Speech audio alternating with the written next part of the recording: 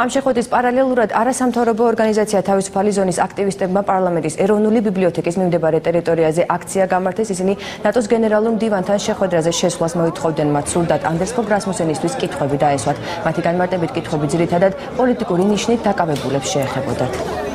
ჩვენ გვაინტერესებდა რასმუსენის აზრი იმასთან დაკავშირებით, რომ დღეს ხდება პოლიტიკური რეპრესიები, დაჭერები და დღესაც ამ დილით, როდესაც რასმუსენი მართავს სტუდენტებთან შეხვედრას და მთავრობის წარმომადგენლებთან არის ჩამოსვლილი ოფიციალური ვიზიტით, ამ მომენტში ხდება ზუსტად დაჭერა და რეპრესიები. ძალიან ბევრი კითხვა არსებობს, თუნდაც განათლების რეფორმებთან დაკავშირებით, ეს არის დისკრიმინაცია, ასევე გვაინტერესებს ტალიბანის მიდროებთან დაკავშირებით,